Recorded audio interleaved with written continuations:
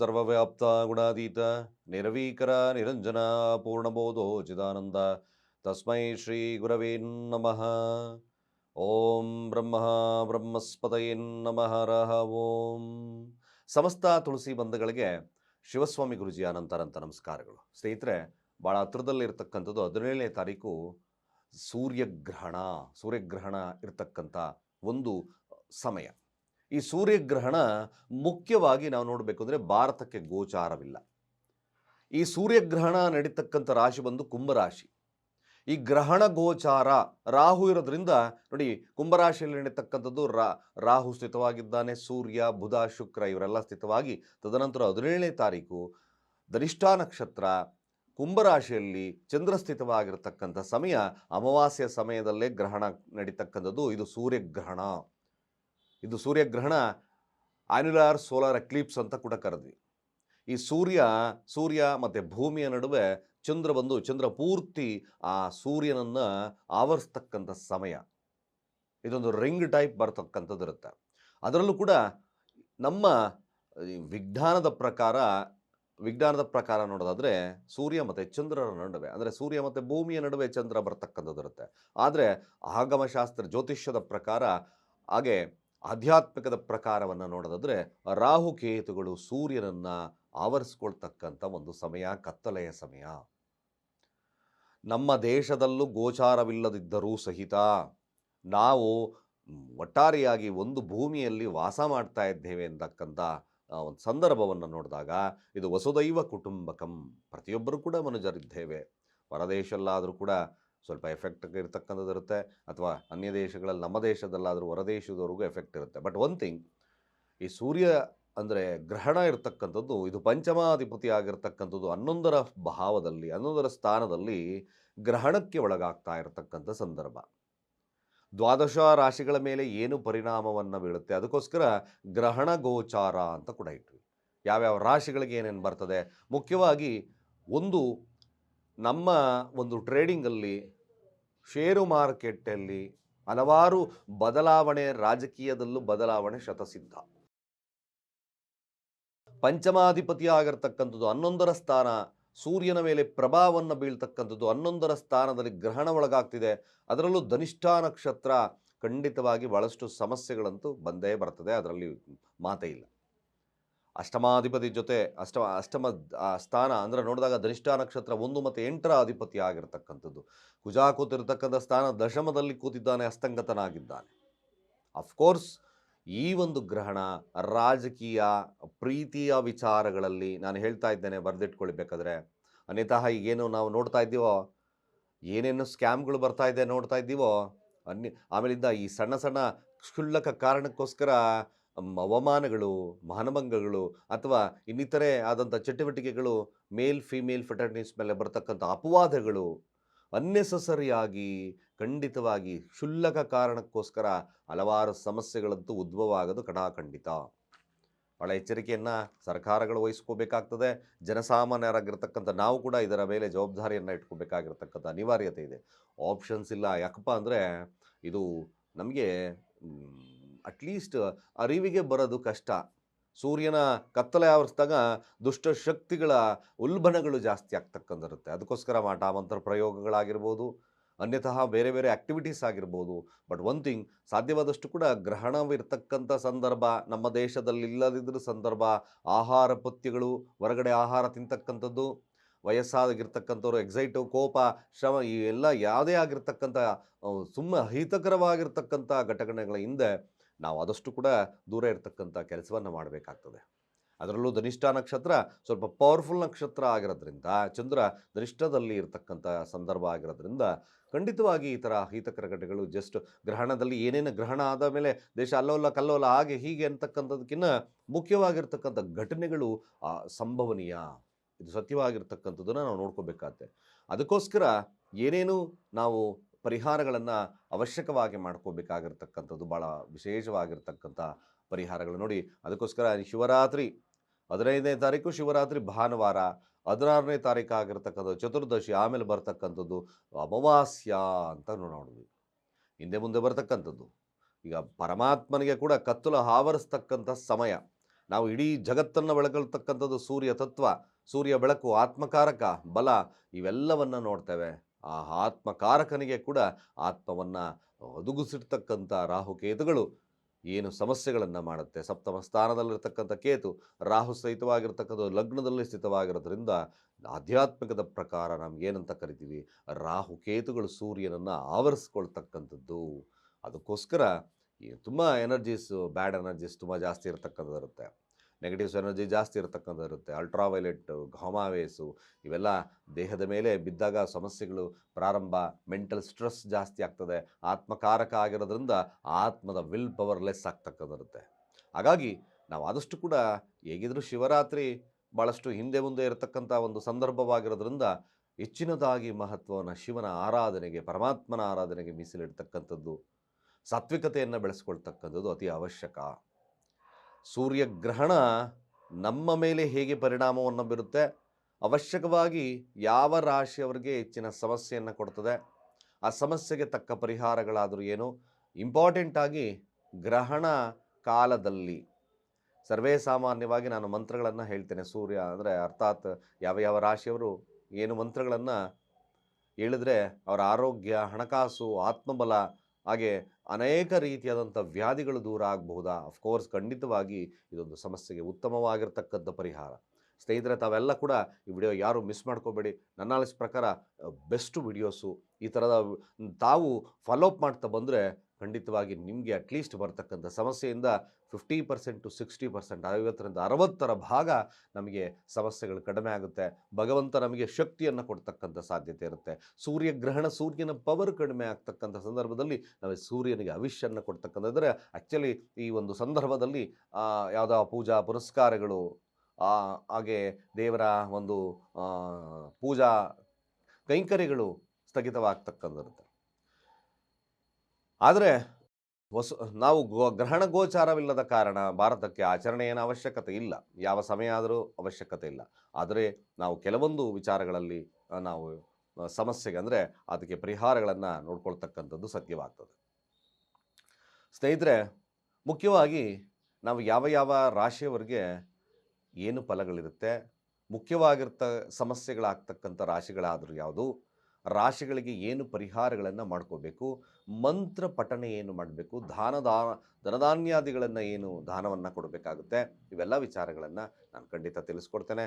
ತಪ್ಪದೆ ಈ ಒಂದು ವಿಡಿಯೋಸ್ನ ಯಾರು ಮಿಸ್ ಮಾಡ್ಕೋಬೇಡಿ. ನೋಡಿ, ಗ್ರಹಣ ಗೋಚಾರ ಅಂದರೆ ಸೂರ್ಯಗ್ರಹಣ ಗೋಚಾರ ದ್ವಾದಶ ರಾಶಿ ಮೇಲೆ ಪರಿಣಾಮ ಬೀರುತ್ತೆ. ಯಾವ ಒಂದು ಪರಿಣಾಮಗಳು ನಾವು ಸುಲಭವಾಗಿ ತಪ್ಪಿಸ್ಕೋಬೋದು, ಯಾರಿಗೆ ಯಶಸ್ಸು ಲಭ್ಯತೆ ಆಗುತ್ತೆ ನೋಡೋಣ. ಮೊದಲು ಮೇಷರಾಶಿಯವರಿಗೆ ಪಂಚಮಾಧಿಪತಿ ಆಗಿರ್ತಕ್ಕಂಥದ್ದು 11ರ ಸ್ಥಾನದಲ್ಲಿ ಸ್ಥಿತವಾಗಿದ್ದು ಗ್ರಹಣಕ್ಕೊಳಗಾಗೋದ್ರಿಂದ ಖಂಡಿತವಾಗಿ ನಿಮಗೆ ಒಂದು ಸುವರ್ಣ ಅವಕಾಶಗಳು ಪ್ರಾರಂಭವಾಗ್ತಕ್ಕಂಥದ್ದು ಮೇಷರಾಶಿಯವರಿಗೆ ಲಭ್ಯತೆ ಇರುತ್ತೆ. ಆದರೆ 11ರ ಫಲಗಳು ಸ್ವಲ್ಪ ಮಟ್ಟಿಗೆ ಏನು ಗ್ರಹಣಕ್ಕೊಳಗಾದಾಗ ಕೆಲವೊಂದು ವಿಚಾರಗಳು, ಸ್ನೇಹಿತರ ಬಗ್ಗೆ ಸ್ವಲ್ಪ ಜಾಗರೂಕತೆ ಆಗಿರ್ತಕ್ಕಂಥದ್ದು ಭಾಳ ಮುಖ್ಯ ಆಗುತ್ತೆ. ಇನ್ನೆಲ್ಲ ಮಿಕ್ಕ ವಿಚಾರಗಳನ್ನು ತಗೊಂಡಾಗ ಖಂಡಿತವಾಗಿ ಭಾಳ ವಿಶೇಷವಾಗಿರ್ತಕ್ಕಂಥ ಫಲ ಮೇಷರಾಶಿಯವರಿಗೆ ಲಭ್ಯತೆ ಆಗುತ್ತೆ. ಇನ್ನಷ್ಟು ಕೂಡ ಸುಲಭವಾಗಿರ್ತಕ್ಕಂಥ ಲಾಭಗಳು ಜಾಸ್ತಿ ಆಗ್ತಕ್ಕಂಥದ್ದು ಇರ್ತದೆ. ಕೇವಲ ಬುದ್ಧಿಶಕ್ತಿಯಿಂದ ಮಾಡ್ತಕ್ಕಂಥ ಕೆಲಸಗಳಲ್ಲಿ ಭಾಳ ಯಶಸ್ಸನ್ನು ಸಿಗ್ತದೆ. ಭಾಳ ಮುಖ್ಯವಾಗಿ ಮೇಷ ರಾಶಿಯವರಿಗೆ ಇದೊಂದು ಒಂದು ಒಳ್ಳೆಯ ಒಂದು ಅವಕಾಶಗಳು ಪ್ರಾರಂಭ. ಮೇಷರಾಶಿಯವರಿಗೆ ಆದಷ್ಟು ಕೂಡ ಶುಭ ಇರತಕ್ಕಂಥದ್ದು ಈ ಗ್ರಹಣ ಗೋಚಾರದಲ್ಲಿ. ಆ ಗ್ರಹಣ ಕಾಲದಲ್ಲಿ ಸಾಧ್ಯವಾದಷ್ಟು ಮೇಷ ರಾಶಿಯವರು ಈ ಮಂತ್ರವನ್ನು ಇಡೀ ದಿನ ಪಠನೆ ಮಾಡಿದ್ರೂ ಕೂಡ ತಪ್ಪಿಲ್ಲ. ಆದರೆ ಸಾಧ್ಯವಾದರೆ 108 ಬಾರಿ ಈ ಮಂತ್ರವನ್ನು ಹೇಳ್ತಕ್ಕಂಥದ್ದು, ಅಥವಾ 1008 ಬಾರಿ 11 ಜಪಮಾಲೆ ಪಠಣೆಯನ್ನು ಮಾಡ್ತಕ್ಕಂಥದ್ದು ಭಾಳ ವಿಶೇಷವಾಗಿರ್ತಕ್ಕಂಥ ಫಲಗಳು ಜಾಸ್ತಿ ಆಗುತ್ತೆ. ಇನ್ನು ಕೂಡ ಅತ್ಯವಶ್ಯಕವಾಗಿರ್ತಕ್ಕಂಥ ಓಂ ಮಿತ್ರಾಯ ನಮಃ, ಓಂ ಮಿತ್ರಾಯ ನಮಃ, ಓಂ ಮಿತ್ರಾಯ ನಮಃ ಈ ಮಂತ್ರವನ್ನು ಪಠಣೆಯನ್ನು ಮಾಡ್ತಾ ಬನ್ನಿ. ಇನ್ನಷ್ಟು ಉಜ್ವಲವಾಗಿರ್ತಕ್ಕಂಥ ಭವಿಷ್ಯ ನಿಮಗೆ ಲಭ್ಯವಾಗ್ತದೆ. ವೃಷಭ ರಾಶಿ 4ರ ಅಧಿಪತಿ ಆಗಿರ್ತಕ್ಕಂಥ ದಶಮ ಸ್ಥಾನದಲ್ಲಿದ್ದಾನೆ. ಖಂಡಿತವಾಗಿ ಇದು ಕೂಡ ನಿಮಗೆ ವಿಶೇಷವಾಗಿರ್ತಕ್ಕಂಥ ಕಾಲ. ವೃಷಭ ರಾಶಿಯವರೆಗೂ ಕೂಡ ದಶಮ ಸ್ಥಾನ ನಿಮಗೆ ಹೆಸರು ಕೀರ್ತಿ ಪ್ರತಿಷ್ಠೆಯ ಸ್ಥಾನ, ರಾಜಕೀಯವಾಗಿರ್ತಕ್ಕಂಥ ಭವಿಷ್ಯ ಸ್ಥಾನ. ಗ್ರಹಣಕ್ಕೂ ಒಳಗಾದರೂ ಸಹಿತವಾಗಿ ನಿಮಗೆ ಭಾಳ ವಿಶೇಷವಾಗಿರ್ತಕ್ಕಂಥ ಫಲ ವೃಷಭ ರಾಶಿಯವರೆಗೂ ಲಭ್ಯತೆ ಆಗುತ್ತೆ. ತನ್ನದೇ ಆಗಿರ್ತಕ್ಕಂಥ ಒಂದು ಚಾಪನ್ನು ಮೂಡಿಸ್ತಕ್ಕಂಥ ಕಾಲ ಕೂಡ ಆಗ್ತಕ್ಕಂಥಿರುತ್ತೆ. ಆದರೆ ವೃಷಭ ರಾಶಿಯವರು ಆದಷ್ಟು ಕೂಡ ಒಂದು ವಿಚಾರದಲ್ಲಿ ಸ್ವಲ್ಪ ಜಾಗರೂಕರೇ ಆಗಿರ್ತಕ್ಕಂಥ, ಎಲ್ಲ ಪಾಸಿಟಿವ್ನ ನೋಡೋಕ್ಕಲ್ಲ, ಗ್ರಹಣ ಸ್ವಲ್ಪ ಮಟ್ಟಿಗೆ ಎಫೆಕ್ಟ್ ಆದರೂ ಮಾಡ್ತದೆ. ಆರೋಗ್ಯದ ವಿಚಾರದಲ್ಲಿ ಸ್ವಲ್ಪ ಜಾಗರೂಕರಾಗಿರ್ತಕ್ಕಂಥದ್ದು ವೃಷಭ ರಾಶಿಯವರಿಗೆ ಬಹಳ ಮುಖ್ಯ. 4ರ ಅಧಿಪತಿ, ಹಾಗೆ ಸ್ವಲ್ಪ ಮಟ್ಟಿಗೆ ತಮ್ಮ ಅಹಮ್ಮಿಂದ BP ಜಾಸ್ತಿ ಆಗ್ತಕ್ಕಂಥದ್ದು ಸಾಧ್ಯತೆ ಬರುತ್ತೆ, ಶುಗರ್ ಜಾಸ್ತಿ ಆಗ್ಬೋದು. ಸ್ವಲ್ಪ ಮಟ್ಟಿಗೆ ಜಾಗರೂಕರಾಗಿರ್ತಕ್ಕಂಥದ್ದು ಆರೋಗ್ಯದ ಬಗ್ಗೆ ವಿಚಾರ. ಬಟ್ ರಾಜಕೀಯ ವ್ಯವಸ್ಥೆ, ಅಧಿಕಾರ, ಹಾಗೆ ಮೇಲಾಗಿ ತನ್ನ ಒಂದು ಡೆಸ್ಟಿನಿ ಅಂತ ಕರಿತೀವಿ, ಏನಂತ ತಮ್ಮ ಒಂದು ಕೆಲಸ ಕಾರ್ಯಗಳಲ್ಲಿ ಉನ್ನತವಾಗಿರತಕ್ಕಂಥ ಅಭಿವೃದ್ಧಿ ಆಗ್ತಕ್ಕಂಥ ಸಾಧ್ಯತೆ ತುಂಬ ಜಾಸ್ತಿ ಇದೆ. ವೃಷಭ ರಾಶಿಯವ್ರಿಗೆ ಇದೊಂದು ವಿಚಾರದಲ್ಲಿ ಭಾಳ ಯಶಸ್ಸು ಲಭ್ಯತೆ ಆಗುತ್ತೆ. ಎಲ್ಲ ಒಂದು ಕೆಟಗರೀಸ್ನ ನೋಡ್ಕೊಂಬಂದರೆ ವೃಷಭ ರಾಶಿಯವರಿಗೆ ಗ್ರಹಣ ಗೋಚಾರ ಶುಭ ಫಲವನ್ನು ಕೊಡುತ್ತೆ. ವೃಷಭ ರಾಶಿಯಲ್ಲಿರ್ತಕ್ಕಂಥವ್ರು ಸಾಧ್ಯವಾದಷ್ಟು ಗ್ರಹಣ ಕಾಲದಲ್ಲಿ ಓಂ ಇಂದ್ರಾಯ ನಮಃ, ಓಂ ಇಂದ್ರಾಯ ನಮಃ ಸದಾ ಮನಸ್ಸಲ್ಲಿ ಪಠನೆ ಮಾಡಿ. ನಿಜವಾಗ್ಲೂ ಇದು ಬ್ಯೂಟಿಫುಲ್ ಆಗಿ ನಿಮಗೆ ಅತ್ಯವಶ್ಯಕವಾಗಿ ಅದ್ಭುತವಾಗಿರ್ತಕ್ಕಂಥ ಮಂತ್ರದ ಶಕ್ತಿಯಿಂದ ಅನೇಕ ಸಮಸ್ಯೆಗಳು ದೂರ ಆಗ್ತಕ್ಕಂಥದ್ದು ಕೂಡ ಇರ್ತದೆ. ಸಾಧ್ಯವಾದಷ್ಟು ಮಂತ್ರಗಳ ಪಠಣೆ ಸಂಕಲ್ಪ ಸಹಿತವಾಗಿ ಮಾಡಿ ನೋಡಿ, ಬಹಳ ವಿಶೇಷವಾಗಿರ್ತಕ್ಕಂಥ ಫಲ ಲಭ್ಯತೆ ಆಗುತ್ತೆ. ಮಿಥುನ ರಾಶಿ ನೋಡಿ, ಮಿಥುನ ರಾಶಿ 9ರ ಸ್ಥಾನದಲ್ಲಿ ಗ್ರಹಣಕ್ಕೊಳಗಾಗ್ತಾ ಇದ್ದಾನೆ. ಈ ಗ್ರಹಣಕ್ಕೆ ಒಳಗಾದಾಗ 3ರ ಅಧಿಪತಿ 9ರ ಸ್ಥಾನದಲ್ಲಿ, ಗ್ರಹಣಕ್ಕೆ ಅಂತ ಏನು ಡಿಫರೆನ್ಸ್ ಕಾಣಿಸಲ್ಲ. ಎಂತ ಮ್ಯಾಕ್ಸಿಮಮ್ ಭಾಗ್ಯಸ್ಥಾನದಲ್ಲಿ ಒಂದು ವಿಚಾರಗಳು ನಿಮಗೆ ಗಮನಕ್ಕೆ ತರ್ತೇನೆ. ಮಿಥುನ ರಾಶಿ ತಂದೆಯ ವರ್ಗದವರಾಗಿರ್ಬೋದು, ಹಾಗೆ ಚಂದ್ರ ಇರೋದ್ರಿಂದ ತಾಯಿಯ ವರ್ಗದಲ್ಲಾಗಿರ್ತಕ್ಕಂಥ, ತಂದೆಯ ಸಮಾನರಾಗಿರ್ತಕ್ಕಂಥ ಇವೆಲ್ಲ ಒಂದು ವಿಚಾರಗಳಲ್ಲಿ ನಂಬಿ ಮೋಸ ಹೋಗ್ತಕ್ಕಂಥ ಸನ್ನಿವೇಶಗಳು, ಕೆಲವೊಂದು ಬಾರಿ ನಿಮಗೆ ಅವಮಾನಗಳು ಕೂಡ ಈ ಒಂದು ಸಂದರ್ಭದಲ್ಲಿ ಆಗ್ತದೆ. ಹೆಚ್ಚಿನದಾಗಿ ಯಾರು ಮಿಥುನ ರಾಶಿಯಲ್ಲಿರ್ತಕ್ಕಂಥವ್ರು ಅಂಥ ಡಿಪೆಂಡೆನ್ಸಿ ಇರ್ತಕ್ಕಂಥವ್ರು ಇದ್ದೀರೋ ಸ್ವಲ್ಪ ಮಟ್ಟಿಗೆ ಅಲ್ಲಿ ನಿಮಗೆ ಏರುಪೇರಾಗ್ತಕ್ಕಂಥ ಸನ್ನಿವೇಶಗಳು ಬರ್ತದೆ. ಹಾಗಾಗಿ ತಮ್ಮ ಮನಸ್ಥಿತಿ ಬದಲಾವಣೆಗೆ ಅವಕಾಶಗಳನ್ನು ಕೊಡ್ತಕ್ಕಂಥ ಸಾಧ್ಯತೆ ಇರ್ತದೆ. ಕಾರಕೋ ಭವನಾಶಾಯ ಅಂತ ಕರೆದ್ವಿ. ಅಂದರೆ ಕಾರಕೋ ಅಂದರೆ ನೀವು ಯಾರನ್ನ ತಂದೆ ಸಮಾನರು, ತಂದೆ ಹಾಗೆ ಹೀಗೆ ಅಂದ್ಕೊಂಡಿರ್ತಕ್ಕಂಥವ್ರು ನಿಮ್ಮನ್ನು ಕೈ ಬಿಡ್ತಕ್ಕಂಥ ಸಾಧ್ಯತೆಗಳಿರೋದ್ರಿಂದ ಈ ಮಿಥುನ ರಾಶಿಯಲ್ಲಿರತಕ್ಕಂಥವ್ರು ಸ್ವಲ್ಪ ಗ್ರಹಣ ಗೋಚಾರದಲ್ಲಿ ಸ್ವಲ್ಪ ಅವಶ್ಯಕವಾಗಿ ಎಚ್ಚರಿಕೆಯನ್ನು ವಹಿಸ್ಕೋಬೇಕಾಗಿರ್ತಕ್ಕಂಥಿರುತ್ತೆ. ಹಾಗಾಗಿ ಮಿಥುನ ರಾಶಿಯವರು ಭಾಳ ಮುಖ್ಯವಾಗಿ ಇಲ್ಲಿ ನೀವು ಗ್ರಹಣವಾದ ನಂತರ ಶಿವನಿಗೆ ಸಾಧ್ಯವಾದರೆ ಒಂದು ಜಲಾಭಿಷೇಕ ಅಥವಾ ಕ್ಷೀರಾಭಿಷೇಕವನ್ನು ಮಾಡಿಸ್ತಕ್ಕಂಥದ್ದು ಭಾಳ ಮುಖ್ಯವಾಗ್ತದೆ. ಇಲ್ಲಾಂದರೆ ಸ್ವಲ್ಪ ಮಟ್ಟಿಗೆ ಶುಭವಿದ್ದರೂ ಕೂಡ ಕೆಲವೊಂದು ಅವಕಾಶಗಳಿಂದ ವಂಚಿತ ಅಂತ ಕೂಡ ಕರೆದು ಸ್ವಲ್ಪ ಮಟ್ಟಿಗೆ ಜಾಗರೂಕರಾಗಿರ್ತಕ್ಕಂಥದ್ದು ಈ ವಿಚಾರದಲ್ಲಿ. ಮಿಕ್ಕ ಎಲ್ಲ ವಿಚಾರದಲ್ಲಿ ಶುಭವಿದೆ. ಹೈಯರ್ ಎಜುಕೇಷನ್ ಮತ್ತೊಂದು ಮಾಡಬೇಕು, ಏನಾದರೂ ನಿಮ್ಗೆ ಬದಲಾವಣೆಯನ್ನು ತಗೋಬೇಕು, ಸರ್ಕಾರಿ ಕೆಲಸಗಳಲ್ಲಿ ಸ್ವಲ್ಪ ಏನಾದರೂ ನಿಮಗೆ ಕೆಲಸಗಳು ಸಂಧಾನ, ಕೆಲವೊಂದು ವಿಚಾರಗಳಲ್ಲಿ ಮಾತುಕತೆಗಳಲ್ಲಿ ಜಯವನ್ನು ಸಾಧಿಸ್ತಕ್ಕಂಥದ್ದು ಕೂಡ ಇದೆ. ಬಟ್ ಈ ವಿಚಾರದಲ್ಲಿ ಸ್ವಲ್ಪ ಜಾಗರೂಕರಾಗಿರಬೇಕಾಗುತ್ತೆ. ಮಿಥುನ ರಾಶಿಯಲ್ಲಿರ್ತಕ್ಕಂಥವ್ರು ಸಾಧ್ಯವಾದಷ್ಟು ಕೂಡ ಓಂ ಆದಿತ್ಯಾಯ ನಮಃ, ಓಂ ಆದಿತ್ಯಾಯ ನಮಃ, ಓಂ ಆದಿತ್ಯಾಯ ನಮಃ ಮಂತ್ರವನ್ನು ಪಠನೆಯನ್ನು ಮಾಡ್ತಾ ಬನ್ನಿ, ಖಂಡಿತವಾಗಿ ಶುಭವಾಗ್ತದೆ.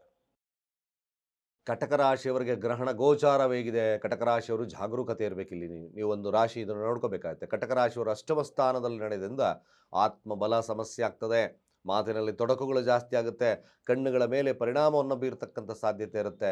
ತಂದೆಯ ವರ್ಗದವರಿಂದ ಸ್ವಲ್ಪ ಮಟ್ಟಿಗೆ ತಂದೆಯೊಟ್ಟಿಗಿನ ಮನಸ್ತಾಪಗಳು ಜಾಸ್ತಿ ಆಗ್ತಕ್ಕಂಥ ಸಾಧ್ಯತೆಗಳು ಬರುತ್ತೆ. ಅಷ್ಟಮ ಸ್ಥಾನ ನಿಗೂಢವಾಗಿರ್ತಕ್ಕಂಥ ಸ್ಥಾನವಾದ್ದರಿಂದ ಅಷ್ಟು ಉತ್ತಮ ಫಲಗಳಿಗೆ ಪ್ರೇರೇಪಣವಿಲ್ಲ. ಕಟಕ ರಾಶಿಯವರಿಗೆ ಅಷ್ಟು ಉತ್ತಮತೆ ಇಲ್ಲ. ಸಾಧ್ಯವಾದಷ್ಟು ಗ್ರಹಣ ಆದ ನಂತರ ನೀವು ಗೋಧಿಯ ಒಂದು ದಾನವನ್ನು ಮಾಡ್ತಕ್ಕಂಥದ್ದು, ಅಥವಾ ಸಾಧ್ಯವಾದಷ್ಟು ಈ ಕೇಸರಿ ಬಣ್ಣದ ಒಂದು ಬಟ್ಟೆಗಳನ್ನು ದಾನ ಮಾಡ್ತಕ್ಕಂಥದ್ದನ್ನು ಮರಿಬೇಡಿ. ಸಾಧ್ಯವಾದಷ್ಟು ಈ ಕಾರ್ಯಗಳನ್ನು ಕಟಕ ರಾಶಿಯವರು ಮುನ್ನೆಚ್ಚರಿಕೆಯಾಗಿ ಮಾಡ್ಕೊಳ್ತಕ್ಕಂಥದ್ದು ಭಾಳ ಮುಖ್ಯವಾಗ್ತದೆ. ಕಟಕ ರಾಶಿಯವರು ಸಾಧ್ಯವಾದಷ್ಟು ಕೂಡ ಓಂ ಆತ್ಮರಕ್ಷಕಾಯ ನಮಃ, ಓಂ ಆತ್ಮರಕ್ಷಕಾಯ ನಮಃ, ಓಂ ಆತ್ಮರಕ್ಷಕಾಯ ನಮಃ ಸಾಧ್ಯವಾದಷ್ಟು ಈ ಮಂತ್ರವನ್ನು ಪಠಣೆಯನ್ನು ಮಾಡಿ. ಗ್ರಹಣ ಕಾಲದ ಪಠ ಮಾಡಿದ್ರೆ ನಾನಾ ರೀತಿಯಾದಂಥ ವ್ಯಾಧಿಗಳು ಹೋಗಿ ಶುಭ ಫಲಗಳು ಲಭ್ಯವಾಗ್ತಕ್ಕಂಥದ್ದು ಮಂತ್ರದ ಶಕ್ತಿಯ ಮೂಲಕ. ಖಂಡಿತವಾಗಿ ಕಟಕ ರಾಶಿಯವರು ಸ್ವಲ್ಪ ಜಾಗರೂಕರಾಗಿರ್ತಕ್ಕಂಥದ್ದು ಭಾಳ ಮುಖ್ಯ ಆಗ್ತದೆ. ಹಾಗೆ ಸಿಂಹರಾಶಿಯವರು ಸಹಿತವಾಗಿ ಸ್ವಲ್ಪ ಜಾಗರೂಕರಾಗಿರ್ಬೇಕು. ಯಾಕೆಂದರೆ ಸಪ್ತಮ ಸ್ಥಾನದಲ್ಲಿ ಗ್ರಹಣಕ್ಕೊಳಗಾಗಿರೋದ್ರಿಂದ, ಗ್ರಹಣ ಕಾಲದ ಅಂದರೆ ರಾಶಿ ಅಧಿಪತಿ ಆಗಿರೋದ್ರಿಂದ ಗ್ರಹಣಕ್ಕೊಳಗಾಗೋದ್ರಿಂದ ಸ್ವಲ್ಪ ಮಟ್ಟಿಗೆ ನಿಮ್ಮ ಸಂಗಾತಿ ವ್ಯಾವಹಾರಿಕವಾಗಿ ಸ್ವಲ್ಪ ಮಟ್ಟಿಗೆ ಪೆಟ್ಟು ಬೀಳ್ತಕ್ಕಂಥದ್ದು ಇವೆರಡು ರಾಶಿಯವರಿಗೆ ಕಾಣಿಸ್ತಾ ಇದೆ. ಸ್ವಲ್ಪ ಜಾಗರೂಕರಾಗಿರಬೇಕಾಗುತ್ತೆ.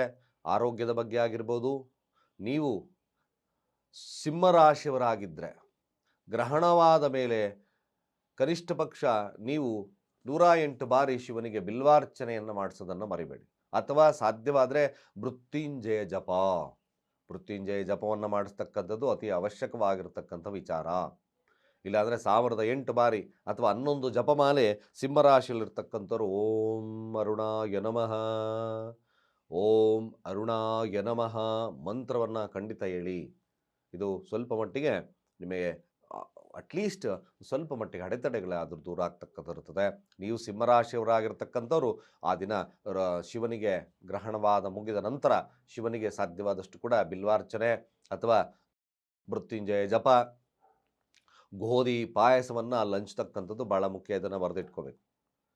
ಹಾಗೆ ಕನ್ಯಾ ರಾಶಿಯವರ ಫಲಾಫಲ ಹೇಗಿರ್ತಕ್ಕಂಥದ್ದು, ಕನ್ಯಾ ರಾಶಿಯವರಿಗೆ ತಕ್ಕ ಮಟ್ಟಿಗಿನ ಫಲ, ಅಶುಭ ಶುಭ ಫಲಗಳು ಎರಡೂ ಕೂಡ ಇರತಕ್ಕಂಥದ್ದು. ಒಂದು ಸಾಧಾರಣ ಫಲಗಳನ್ನು ನಾವು ಕನ್ಯಾ ರಾಶಿಯವರಿಗೆ ನೋಡ್ಬೋದಾಗುತ್ತೆ. ಬಟ್ ಕನ್ಯಾ ರಾಶಿಯವರು ವಿಚಾರವಾಗಿ ನೋಡಿ, ಸ್ವಲ್ಪ ಕೆಲಸದಲ್ಲಿ ಮೇಲುಗೈ ಸಾಧಿಸ್ತಕ್ಕಂಥದ್ದು, ಕೋರ್ಟ್ ಕಚೇರಿಯ ವಿಚಾರದಲ್ಲಿ ಗೆಲುವನ್ನು ಸಾಧಿಸ್ತಕ್ಕಂಥದ್ದು, ಇವೆಲ್ಲ ಸ್ವಲ್ಪ ಮಟ್ಟಿಗೆ ಶುಭತ್ವ ಇದೆ. ಆದರೆ ಆರೋಗ್ಯದ ಬಗ್ಗೆ ಸ್ವಲ್ಪ ಎಚ್ಚರಿಕೆಯನ್ನು ವಹಿಸ್ಕೊಳ್ತಕ್ಕಂಥದ್ದು ಕನ್ಯಾ ರಾಶಿಯವರು ಭಾಳ ಮುಖ್ಯ ಆಗುತ್ತೆ. ಗ್ರಹಣ ಗೋಚಾರ ಈ ಫಲದಲ್ಲಿ ಕನ್ಯಾ ರಾಶಿಯವ್ರಿಗೆ 6ರ ಸ್ಥಾನ ಸ್ವಲ್ಪ ಮಟ್ಟಿಗೆ ರೋಗ ರುಜಿನಗಳ ಸಾಲವಿದ್ದರೆ ಸ್ವಲ್ಪ ಬಾಧೆಗೊಳಗಾಗ್ತಕ್ಕಂಥದ್ದು, ಇಲ್ಲ ಆರೋಗ್ಯದಲ್ಲಿ ಸಮಸ್ಯೆ ಇರತಕ್ಕಂಥವ್ರು ಸ್ವಲ್ಪ ಬಾಧೆಗೊಳಗಾಗ್ತಕ್ಕಂಥದ್ದು ಕೂಡ ಈ ಒಂದು ಕನ್ಯಾ ರಾಶಿಯವರಿಗೆ ಲಭ್ಯತೆ ಇರೋದ್ರಿಂದ ಸ್ವಲ್ಪ ಮಟ್ಟಿಗೆ ಸಾಧ್ಯವಾದಷ್ಟು ಕೂಡ ನೀವು ಆರೋಗ್ಯದ ಬಗ್ಗೆ ಕಾನ್ಷಿಯಸ್ಸನ್ನು ವಹಿಸ್ಕೊಳ್ತಕ್ಕಂಥದ್ದು ಅತಿ ಮುಖ್ಯವಾಗಿರ್ತಕ್ಕಂಥ ವಿಚಾರ. ಕನ್ಯಾ ರಾಶಿಯವರಾಗಿರ್ತಕ್ಕಂಥವ್ರು ಓಂ ಅನಂತಾಯ ನಮಃ, ಓಂ ಅನಂತಾಯ ನಮಃ ಈ ಮಂತ್ರವನ್ನು ಸಾಧ್ಯವಾದಷ್ಟು ಗ್ರಹಣ ಸಂದರ್ಭದಲ್ಲಿ ಇಡೀ ದಿವಸ ಮಂತ್ರವನ್ನು ಪಠಣೆಯನ್ನು ಮಾಡಿ, ಮನಸ್ಸಲ್ಲಿ ಪಠಣೆಯನ್ನು ಮಾಡ್ತಾ ಡ್ರೈವ್ ಮಾಡ್ತಿದ್ದೀರೋ, ವಾಕಿಂಗ್ ಮಾಡ್ತಿದ್ದೀರೋ, ಕೆಲಸ ಮಾಡ್ತಿದ್ದೀರೋ, ಯಾವಾಗಲೂ ಕೂಡ ಮನಸ್ಸಲ್ಲಿ ಓಂ ಅನಂತಾಯ ನಮಃ. ನಿಜವಾಗ್ಲೂ ಬಹಳಷ್ಟು ಪರಿಣಾಮಕಾರಿಯಾಗಿ ಮಂತ್ರಗಳು ಶಕ್ತಿ ಇದೆ. Don't neglect this. ಖಂಡಿತ ಮಾಡಿ, ಯಾರೇ ಆಗಿರ್ಬೋದು ಮಾಡಿ, ಶುಭವಾಗ್ತದೆ. ಅದೇ ರೀತಿಯಾಗಿ ತುಲಾರಾಶಿಯವರ ಈ ದಿನದ ಫಲ ಅಂದರೆ ಗ್ರಹಣ ಗೋಚಾರ ಫಲ ಹೇಗೆ, ಗ್ರಹಣ ಗೋಚಾರ ಪಂಚಮ ಸ್ಥಾನದಲ್ಲಿ ಇದೆ. ಖಂಡಿತವಾಗಿ ನಿಮಗೊಂದು ಹೊಸ ಆವಿಷ್ಕಾರವನ್ನು ತಿಳ್ಕೊಳ್ತಕ್ಕಂಥ ಸಮಯ, ಕ್ರಿಯೇಟಿವಿಟಿ ತುಂಬ ಚೆನ್ನಾಗಿರ್ತದೆ. ಅಫ್ಕೋರ್ಸ್ ತುಲಾರಾಶಿಯಲ್ಲಿರ್ತಕ್ಕಂಥವ್ರಿಗೂ ಕೂಡ ಈ ಜ್ಞಾನದ ಒಂದು ಸ್ಥಾನದಲ್ಲಿ ಆಗ್ತಕ್ಕಂಥದ್ದು ಪಂಚಮ ಸ್ಥಾನದಲ್ಲಿ ಆಗಿರೋದ್ರಿಂದ ಖಂಡಿತ ನಿಮ್ಮ ಬುದ್ಧಿ ಪಾಲಿಶ್ಡ್ ಆಗುತ್ತೆ. ವಾಟ್ ಈಸ್ ಲೈ, ವಾಟ್ ಈಸ್ ಟ್ರೂ ಅಂದರೆ ಕೆಟ್ಟದ್ದು ಒಳ್ಳೆಯದು ಎರಡೂ ಕೂಡ ಗೊತ್ತಾಗ್ತಕ್ಕಂಥ ಸಮಯವಾದ್ದರಿಂದ ತುಲಾರಾಶಿಯವ್ರಿಗೂ ಕೂಡ ವಿಶೇಷವಾಗಿರ್ತಕ್ಕಂಥ ಫಲಗಳು ಲಭ್ಯತೆ ಈ ಗ್ರಹಣ ಗೋಚಾರದಲ್ಲಿದೆ. ಖಂಡಿತವಾಗಿ ತುಲಾರಾಶಿಯವ್ರಿಗೂ ಕೂಡ ಶುಭ ಇರ್ತಕ್ಕಂಥದ್ದು ಇದೆ. ತುಲಾರಾಶಿಯವರು ಸಾಧ್ಯವಾದಷ್ಟು ಕೂಡ ಓಂ ವಸುದೇವಾಯ ನಮಃ, ಓಂ ವಾಸುದೇವಾಯ ನಮಃ, ಓಂ ವಾಸುದೇವಾಯ ನಮಃ ಮಂತ್ರಘೋಷಗಳನ್ನು ಮಾಡಿ ಶುಭವಾಗ್ತದೆ. ವೃಶ್ಚಿಕ ರಾಶಿಯವರ ಗ್ರಹಣ ಗೋಚಾರ ಫಲ ಇರತಕ್ಕಂಥದ್ದು ಖಂಡಿತ ಗ್ರಹಣ ಗೋಚಾರದಲ್ಲಿ ನಿಮಗೆ ಹೊಸ ಕಾಮನೆಗಳು ಹೊಸದಾಗಿ ಕಲಿತಕ್ಕಂಥದ್ದು, ಸುವರ್ಣ ಅವಕಾಶಗಳಿರ್ತಕ್ಕಂಥ ಸಂದರ್ಭ ಈ ಒಂದು ವೃಶ್ಚಿಕ ರಾಶಿಯವರಿಗಿರುತ್ತೆ. ಮನೆ ಬದಲಾವಣೆ, ಮನೆ ಆಸ್ತಿಯ ವಿಚಾರದಲ್ಲೂ ಕೂಡ ಒಂದಷ್ಟು ಶುಭ ಇರ್ತಕ್ಕಂಥದ್ದು ಜಾಸ್ತಿ ಇದೆ. ಆತ್ಮಬಲ ಶುದ್ಧಿ ಕೂಡ ಚತುರ್ಥ ಭಾವ, ಒಂದು ಸಂಸ್ಥೆಯನ್ನು ನಿರ್ಮಾಣ ಮಾಡಬೇಕು, ಒಂದು ಆಫೀಸನ್ನು ನಿರ್ಮಾಣ ಮಾಡಬೇಕು ಅಂತಕ್ಕಂಥ ಮನೋಭಾವತೆ ವೃಶ್ಚಿಕ ರಾಶಿಯವರಿಗೆ ಆಗ್ತದೆ. ಖಂಡಿತವಾಗಿ ಗ್ರಹಣ ಗೋಚಾರ ನಿಮಗೆ ಶುಭ ಫಲವನ್ನು ಕೊಡ್ತಕ್ಕಂಥದ್ದು ವೃಶ್ಚಿಕ ರಾಶಿಯವರಿಗೂ ಕೂಡ ಇದೆ. ಹಾಗೆ ವೃಶ್ಚಿಕ ರಾಶಿಯವರಿರ್ತಕ್ಕಂಥವ್ರು ಓಂ ಜಯಾಯ ನಮಃ, ಜಯ ವಿನ್ನಿಂಗ್ ಬೇಕು ನಿಮಗೆ, ಆ ಥರ ಅಧಿಪತಿ ಆಗಿರ್ತಕ್ಕಂಥದ್ದು. ಓಂ ಜಯಾಯ ನಮಃ, ಓಂ ಜಯಾಯ ನಮಃ ಖಂಡಿತ ಮಂತ್ರ ಹೇಳಿ, ಭಾಳ ವಿಶೇಷವಾಗಿರ್ತಕ್ಕಂಥ ಫಲಲಭ್ಯತೆ ಆಗುತ್ತೆ. ಧನುರಾಶಿ ನೋಡಿ, ಧನುರಾಶಿಯವ್ರಿಗೂ ಕೂಡ ಹೆಚ್ಚಿನ ಪ್ರಯತ್ನವನ್ನು ಕೇಳುತ್ತೆ. ಧನುರಾಶಿಯವರಿಗೆ ಒಂದು ಸಾಧಾರಣವಾಗಿರ್ತಕ್ಕಂಥ ಗೋಚಾರ ಫಲ, ಬಟ್ ಪ್ರಯತ್ನದಿಂದ ಗೆಲುವು, ಬದಲಾವಣೆ, ಹಾಗೆ ಕ್ರಿಯೇಟಿವಿಟಿ, ಸ್ಪೋರ್ಟಿವಿಟಿಯಲ್ಲಿ ಚೆನ್ನಾಗಿರ್ತಕ್ಕಂಥದ್ದು ಕೂಡ ಈ ಗ್ರಹಣ ಗೋಚಾರವನ್ನು ತಿಳಿಸ್ತದೆ.